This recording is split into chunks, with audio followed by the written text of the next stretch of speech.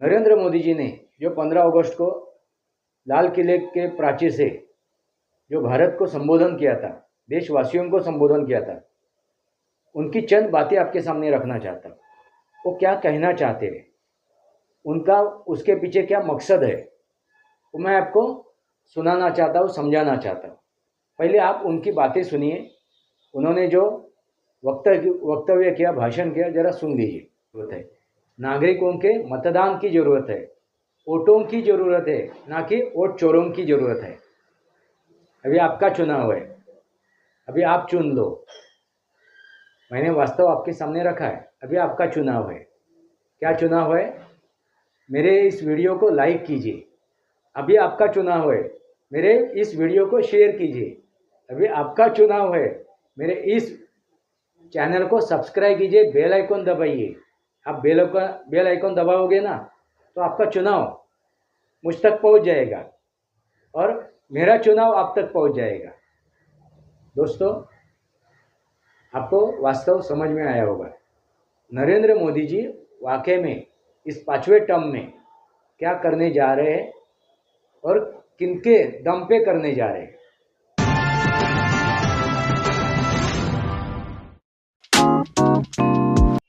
नमस्कार दोस्तों, वास्तवावर बोलो गायत्री इस श्रृंखला में फिर एक बार आपका स्वागत। मैं आपका दोस्त राजेश वासंती साबाजी किर्लोस्कर। दोस्तों, मैं आपके सामने नरेंद्र मोदी जी ने जो 15 अगस्त को लाल किले के प्राचीर से जो भारत को संबोधन किया था, देशवासियों को संबोधन किया था, उनकी चंद बातें आपके सामने रखना चाहता हूँ। वो क्या कहना चाहते हैं, उनका उसके पीछे क्या मकसद है, वो मैं आपको सुनाना चाहता हूँ, समझाना चाहता हूँ। पहले आप उनकी बातें सुनिए। उन्होंने जो वक्तव्य किया, भाषण किया, जरा सुन लीजिए। इसके उपरांत हम लोग इसके ऊपर चर्चा करेंगे। सुन लीजिए। किसी की लकीर को छोटी करने में अपनी ताकत बर्बाद न करें। मैं बड़े अनुभव से कहता हूं, किसी दूसरे की लकीर छोटी करने के लिए अपनी ऊर्जा हमें नहीं खपानी है। हमें पूरी ऊर्जा के साथ हमारी लकीर को लंबा करना है। हम अगर अपनी लकीर लंबी करते हैं तो दुनिया भी हमारा लोहा मानेगी। आज जब वैश्विक परिस्थितियों में आर्थिक स्वार्थ दिनों दिन बढ़ रहा है, तब समय की मांग है कि हम उन संकटों के रोते बैठने की जरूरत नहीं है। हिम्मत के साथ हम अपनी लकीर को लंबी। भारत के किसान, भारत के मछुआरे, भारत के पशुपालक, उनसे जुड़ी किसी भी अहितकारी नीति के आगे मोदी दीवार बन के खड़ा है। भारत अपने किसानों, अपने पशुपालकों, अपने मछुआरों के संबंध में कभी भी कोई समझौता नहीं स्वीकार करेगा।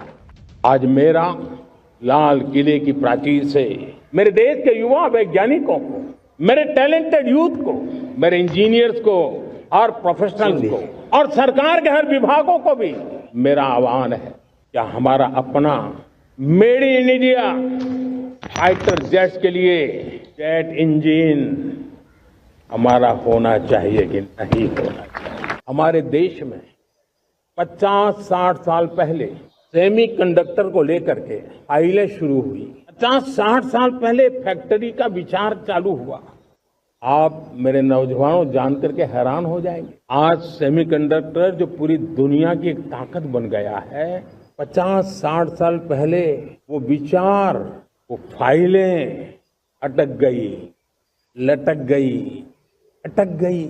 सेमीकंडक्टर के विचार की ही भ्रूण हत्या हो गई। इसी वर्ष के अंत तक मेड इन इंडिया भारत की बनी हुई, भारत में बनी हुई, भारत के लोगों द्वारा बनी हुई मेड इन इंडिया चिप्स बाजार में आ जाएगी। मैं आज हर छोटे मोटे व्यापारी को, दुकानदार से आग्रह करना चाहता हूं, आपकी भी जिम्मेवारी है। हम छोटे थे, हमने कभी बाजार में देखा नहीं था कि शुद्ध घी की दुकान, ऐसे ही लिखा जाता था घी की दुकान। लेकिन समय रहते लोग लिखने लगे शुद्ध घी की दुकान। मैं चाहता हूं देश में ऐसे व्यापारी आगे आए, ऐसे दुकानदार आए कि हाँ स्वदेशी माल बिकता है, वो बोर्ड लगा रहे हैं। हम स्वदेशी का गर्व करने लगे। हम स्वदेशी मजबूरी में नहीं, मजबूती के साथ उपयोग करेंगे। हम नेक्स्ट जनरेशन जीएसटी रिफॉर्म लेकर के आ रहे हैं। ये दिवाली के अंदर आपके लिए तोहफा बन जाएंगे। सामान्य मानवीय की जरूरतों के टैक्स भारी मात्रा में कम कर दिए जाएंगे। बहुत बड़ी सुविधा बढ़ेगी। हमारे एमएसएमई, हमारे लघु उद्यमी, इनको बहुत बड़ा लाभ मिलेगा। रोजमर्रा की चीजें बहुत सस्ती हो जाएगी और उससे इकोनॉमी को भी एक नया बल मिलने वाला है। अब भारत ने तय कर लिया है कि न्यूक्लियर की धमकियों को अब हम सहने वाले नहीं हैं। न्यूक्लियर ब्लैकमेल लंबे अरसे से चलाया, अब ब्लैकमेल नहीं सहा जाएगा। आगे भी अगर दुश्मनों ने ये कोशिश जारी रखी, हमारी सेना तय करेगी। सेना की शर्तों पर, सेना जो समय निर्धारित करे उस समय पर, सेना जो तौर तरीके तय करे उस तौर तरीके से, सेना जो लक्ष्य तय करे उस लक्ष्य को अब हम अमल में ला करके रहने वाले हैं। हम दोस्तों, आपने सुना होगा उन्होंने जो भी भाषण दिया, उनमें जो भी उन्होंने मुद्दे उठाए, वो मुद्दे आपने सुने होंगे। दोस्तों, वो मुद्दे समझने के पहले हम लोग उनके पहले 5 साल में उन्होंने क्या किया वो समझ लेते हैं। जब 2014 में नरेंद्र मोदी जी पंतप्रधान बने, उनका चुनाव हुआ और वो पंतप्रधान बने, और उनको किसने चुना था? देशवासियों ने चुना था। देशवासियों ने चुना था उनको, नागरिकों ने चुना था। वो लोकतंत्र से चुन के आए थे, लोकशाही से चुन के आए थे, संविधान के मुताबिक चुन के आए थे। मगर उस टाइम भी जो उनके विरोधी पक्ष थे, विरोधी संगठन थे, उन्होंने अनाप शनाप अपनी बातें की। अभी इसके ऊपर हम लोग नहीं जाते। शुरुआत में उन्होंने क्या किया कि अपने देश में जो मूलभूत ज़रूरतें थे उनका निपटारा किया। मूलभूत ज़रूरतें, दोस्तों, इसके पहले 2014 के पहले हर एक चुनाव मूलभूत ज़रूरतों के ऊपर लड़ा जाता था। पानी नहीं है, घर नहीं है, नाला बह रहा है, खाना नहीं है, ये मूलभूत ज़रूरत है। बिजली नहीं है, सड़कें खराब है, सड़कें नहीं है, ये जो भी मूलभूत ज़रूरतें थे उसके ऊपर चुनाव दर साल लड़ा जा रहा था। 70 साल वही मुद्दा था। कौन सा? मूलभूत ज़रूरतें। मगर नरेंद्र मोदी जी ने 2014 में वो सब कुछ मैक्सिमम, ज़्यादा से ज़्यादा वो मूलभूत ज़रूरतें पूरी की। शौचालय देके, नहीं तो क्या होता था, लोग रास्ते पे भी शौच के लिए बैठते थे। नल से जल दे दिया, बिजली दे दी, घर दे दिया, खाना भी मुफ्त में दे रहे, आज भी दे रहे मुफ्त में खाना, यानी हर एक भूखे को खाना, रोटी, कपड़ा और मकान उन्होंने दिया। ये जो भी मूलभूत ज़रूरतें थे वो उन्होंने पूरी की। काफ़ी कुछ है, कितना भी मैं गिनवाने जाऊँ तो समय कम पड़ जाएगा। आपको सब कुछ मालूम है, आपको सब ज्ञात है कि क्या क्या मूलभूत ज़रूरतें थे वो नरेंद्र मोदी जी ने पूरी की पहले 5 साल में। दूसरा कार्यकाल यानी 2019 में दोबारा वो संविधान के मुताबिक लोकतंत्र के हिसाब से वो दोबारा पंतप्रधान बने, चुन के आए। उस समय भी जो विरोधक थे उन्होंने अनाप शनाप बातें की, उनके ऊपर अनाप शनाप उन्होंने इल्ज़ाम भी लगाया। मगर उस समय में उन्होंने आंतरिक सुरक्षा, बाह्य सुरक्षा, इसके ऊपर जोर दिया और राफेल खरीदा और अपनी जो संरक्षण की जो प्रक्रिया है उसको इतना उन्होंने मजबूत किया कि आज के तारीख में कोई भी अपने ऊपर आँख उठा के नहीं देख सकता है। वही जो आत्मनिर्भरता थी, यानी made in India, made in Bharat, India नहीं भारत, गलत मैंने लफ्ज़ इस्तेमाल किया। मेड इन भारत, भारत की निर्मित, भारत में हुई निर्मित। कहाँ पे? भारत में। दोस्तों, सुरक्षा के ऊपर उन्होंने पूरा ध्यान दिया और सुरक्षा को इतना मजबूत किया, इसलिए हम लोग अभी उनके तीसरे कार्यकाल में पाकिस्तान के विरोध में जो सिंदूर ऑपरेशन लॉन्च किया था उसमें वो दिखाई दिया। इसलिए उन्होंने सुरक्षा में पुरजोर मेहनत की, सुरक्षा को आबादित किया, मजबूत किया। और एक उन्होंने काम किया, उस समय में कानून में बदलाव लाए। जो अंग्रेज़ों के समय के कानून थे, यानी दंड संहिता, उसको बदल के उन्होंने न्याय संहिता लाई। इसलिए मैंने कहा था कल के वीडियो में कि आज के तारीख में भी हम लोग पूरी तरह से स्वतंत्र नहीं हुए, क्योंकि हम लोग ब्रिटिशों के समय का कानून यूज़ कर रहे थे। ऐसे काफ़ी चीज़ें हैं जो ब्रिटिशों के समय के हैं, जो आज भी हम लोग उसका वापर कर रहे हैं। इस स्वतंत्र भारत में अभी स्वतंत्र हुआ है क्या? आपको लगता है क्या? हो रहा है, हो रहा है। मेरे ख्याल से 2026 में हम लोग पूरी तरह से स्वतंत्र हो जाएंगे दोस्तों, और गुलामगिरी के मानसिकता से बाहर निकलेंगे 2026 में। जब ये 2026 का गणतंत्र मनाया जाएगा, स्वतंत्र दिन मना जाएगा, तब हम लोग पूरी तरह से स्वतंत्र हुए होंगे 2026 में। आपको क्या लगता है? आप पूरी तरह से स्वतंत्र हो क्या आज के तारीख में, वर्तमान में? आपके विचार कमेंट बॉक्स में लिखिए दोस्तों। उन्होंने 2019 के बाद 5 साल में और एक बड़ा काम किया। जो कानूनन मुद्दे थे, 370, राम मंदिर का मुद्दा, सीए कानून, ऐसे जो मुद्दे थे, वो उन्होंने क्या किया? उन मुद्दों को उन्होंने निरस्त कर दिया, ख़त्म कर दिया दोस्तों। नहीं तो क्या होता था, हर साल ये मुद्दे 370, राम मंदिर, सीए वगैरह वगैरह मुद्दे उठाए जाते थे और चुनाव लड़ाया जाता था। मगर उन्होंने वो मुद्दे क्या किए? ख़त्म कर दिए, उसको अपनी जगह दिखा दिए दोस्तों। अभी आने वाले जो अगले ये 5 साल है, उस 5 साल में वो क्या करना चाहते हैं, वही चंद मुद्दे उन्होंने अपने देश को सुनाए। उन्होंने क्या कहा? किसान, अपने पशुपालक, अपने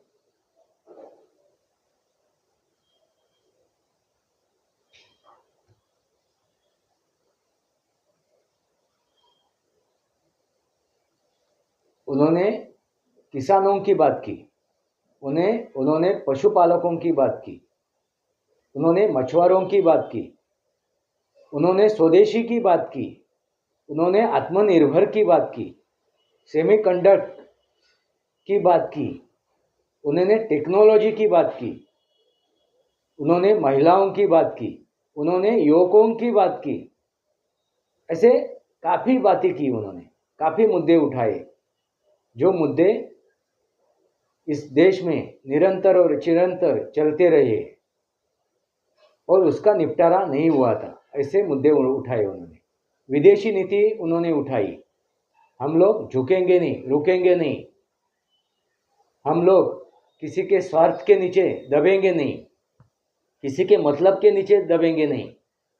इसलिए उन्होंने क्या कहा कि मैं किसानों के, मछुआरों के, पशुपालकों के बीच में दीवार बन के खड़ा हूँ, क्योंकि आपके मतलब के लिए मैं अपने किसानों की, अपने मछुआरों की, अपने पशुपालकों की जान निछावर नहीं करूँगा। दोस्तों समझ जाइए, एक अपने देश का एक पिता, इनको ही पिता कहा जाता है।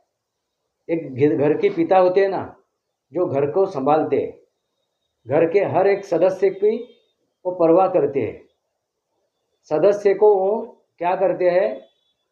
आत्मनिर्भर बनाते हैं, अपने पैर पे खड़ा करते हैं।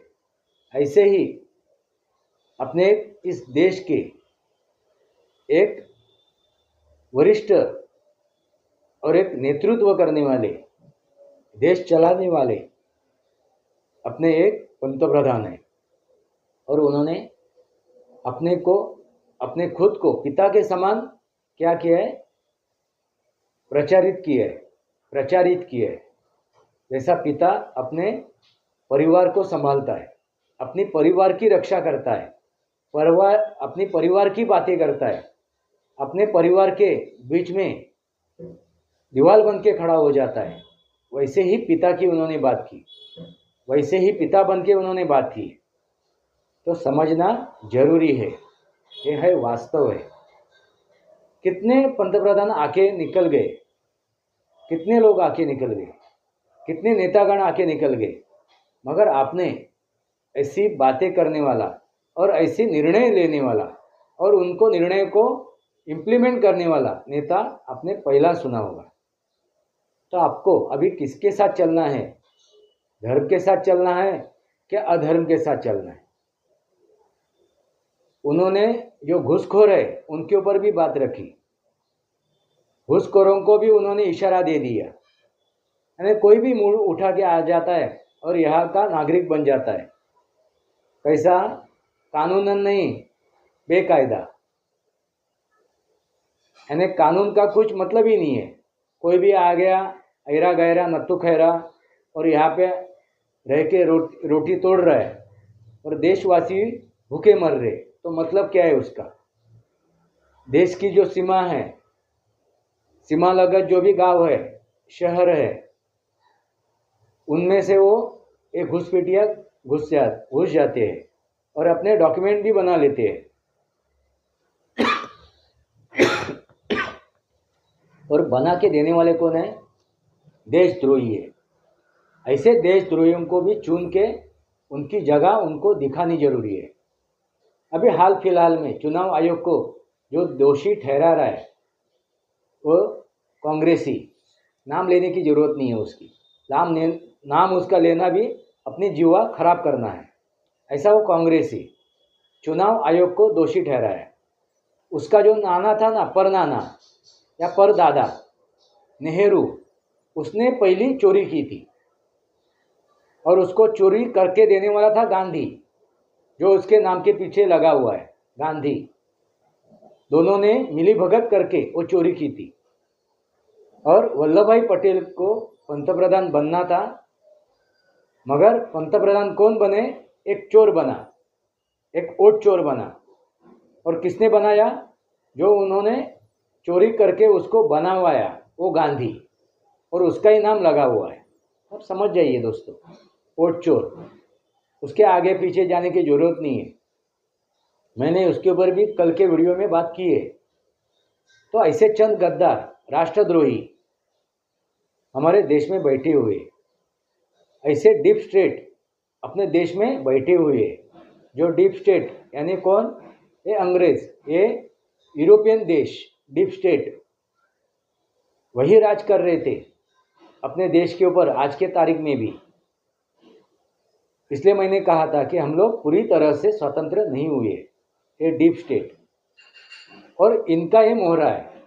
ये जो है कांग्रेसी शाहजादा, तो उनको भी समझना जरूरी है। वो क्या कहता है?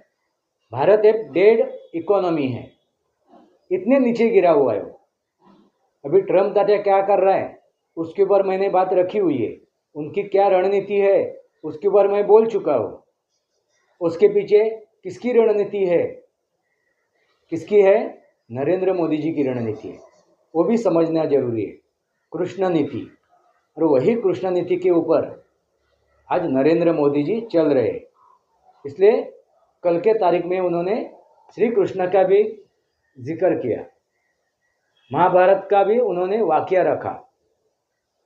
दोस्तों, ये समझना जरूरी है और हमें हर एक नागरिक को, इस देशवासियों को आत्मनिर्भर बनना है और अपना योगदान देना है। दोस्तों, कोई भी लोकतंत्र, लोकशाही कब उन्नत होती है? जब उस लोकतंत्र का पहला पिलर वो है नागरिक, क्योंकि हम लोग इस देश के राजा हैं। नागरिक, सबसे बड़ा कर्तव्य किसका है? नागरिकों का है। तो नागरिक अपना कर्तव्य पार पाड़े। किसको चुनना है? धर्म को चुनना है या अधर्म को चुनना है? तो नागरिक का कर्तव्य होता है, उसका योगदान होता है। दूसरा है वही शासन। कौन है? शासन, यानी राजनेता। दूसरा खंबा है, दूसरा पिलर है, वो है प्रशासन यानी सरकारी बाबू। और चौथा स्तंभ है पत्रकारिता। इसके ऊपर भी मैंने वीडियो बनाया हुआ है, पत्रकारिता के ऊपर, अब जाके देख सकते हो। दोस्तों, चारों खंबे ये पिलर मजबूत हो तो लोकशाही कैसी हो सकती है? मजबूत हो सकती है। तो ये चारों संगमों से लोकशाही उन्नत हो सकती है। तो उसमें सबसे बड़ा और महत्वपूर्ण पिलर कौन सा है? नागरिकों का, इस देश के जनता का, जो राजा है। तो राजा को कैसा होना चाहिए? सद्विवेक बुद्धि होनी चाहिए, ना कि वो भ्रमित हो, ना कि उसकी दिशा भूल हो, जो 2024 में दिशा भूल हुई थी लोकसभा के चुनाव में। संविधान बचाओ लोकतंत्र बचाओ, अभी भी दिशा भूल हो रही है। ये चुनाव प्रक्रिया के ऊपर चुनाव आयोग को चोर ठहरा के आपकी दिशा भूल हो रही है, आपको संभ्रमित किया जा रहा है। इसका मतलब क्या है? कि आपकी सद्विवेक बुद्धि जागरूक नहीं है, आप बुद्धि भ्रष्ट हो। जो भी ये बातें करता है ना, जो भी इनका समर्थन करता है, उसकी सद्विवेक बुद्धि मर चुकी है। वो उनको समर्थन करता है, वो देशद्रोही उनका समर्थन करता है, वो भ्रष्ट, वो बुद्धि भ्रष्ट उसका समर्थन करता है। तो अभी आप बुद्धि भ्रष्ट हो, देशद्रोही हो या अधर्मी हो, आपका चुनाव है, आपको चुनना है। और आपका चुनाव किसके साथ है, किसका समर्थन है, किसको आप साथ देने वाले, इसके ऊपर निर्भर है कि आप देशवासी हो, देशभक्त हो, राष्ट्रभक्त हो, कौन हो। दोस्तों, आपकी चुनाव के ऊपर ये लोकशाही खड़ी है। इसलिए नरेंद्र मोदी जी कहते हैं, ये जो भाई मैं कर रहा हूँ उसके पीछे जो ताकत है ना, वो 140 करोड़ देशवासियों की ताकत है, ना अकेले नरेंद्र मोदी जी की। वो क्यों कर पा रहे हैं? कि उनके पीछे उनको चुन के देने वाले नागरिकों की ताकत उनके पीछे खड़ी है। इसलिए वो अल्पमत में होने के बावजूद भी इतने कठोर निर्णय वो ले रहे, बिना डरे, बिना झिझके। दोस्तों, इसके पीछे किसकी ताकत है? नागरिकों की ताकत है, जो उन्होंने उनको चुन के दिया है, इंडिया को चुन के दिया हुआ है। इसलिए नरेंद्र मोदी जी बिना झिझके, बिना डरे, छाती ठोक के वो क्या कर रहे? निर्णय ले रहे। ऐसे निर्णय ले रहे जिससे कोई भी निर्णय लेते वक्त क्या करेगा? डरेगा, भयकेगा, 10 बार सोचेगा, मगर वो एक ही बार सोच के निर्णय ले रहे। वो क्यों ले रहे? आपके वजह से। अभी आप कौन हो? उनको चुन के देने वाले हो या उनका विरोध करने वाले हो? आप तय कर लो। दोस्तों, यही वास्तव समझना जरूरी है। आगे चल के इस देश को हमें पूरे वर्ल्ड में, पूरे दुनिया में एक नंबर बनाना है, दुनिया पे राज करना है, वसुधैवम कुटुंबकम। ये सब कुछ करने के लिए हमें किसकी ज़रूरत है? नागरिकों की ज़रूरत है। नागरिकों के मतदान की ज़रूरत है, वोटों की ज़रूरत है, ना कि वोट चोरों की ज़रूरत है। अभी आपका चुनाव है, अभी आप चुन लो। मैंने वास्तव आपके सामने रखा है, अभी आपका चुनाव है। क्या चुनाव है? मेरे इस वीडियो को लाइक कीजिए, अभी आपका चुनाव है। मेरे इस वीडियो को शेयर कीजिए, अभी आपका चुनाव है। मेरे इस चैनल को सब्सक्राइब कीजिए, बेल आइकन दबाइए। आप बेल आइकन दबाओगे ना तो आपका चुनाव मुझ तक पहुंच जाएगा। और मेरा चुनाव आप तक पहुंच जाएगा। दोस्तों, आपको वास्तव समझ में आया होगा, नरेंद्र मोदी जी वाकई में इस 5वें टर्म में क्या करने जा रहे हैं और किनके दम पे करने जा रहे हैं। आपके दम पे, यानी इस देशवासियों के दम पे। इसलिए सिंदूर ऑपरेशन में भी हम लोगों ने दिखा भी दिया, सब देशवासी नरेंद्र मोदी जी के साथ, अपने सैनिकों के साथ, अपने मिलिट्री के साथ खड़ी थी। इसलिए वो सिंदूर ऑपरेशन सक्सेस हो पाया। वास्तव और बोलू गायत्री, यही वास्तव है। अभी यही वास्तव आपको समझना है, जानना है और इसी वास्तव पे काम करना है। वास्तव और बोलू गायत्री, वास्तव और बोलू गायत्री इस श्रृंखला को सब्सक्राइब कीजिए, बेल आइकन दबाइए। मेरे विचार सही लगे तो लाइक कीजिए, आपके विचार कमेंट बॉक्स में लिखिए। आज के लिए इतना ही। भारत माता की जय, वंदे मातरम। जय भारत, जय महाराष्ट्र, जय सनातन।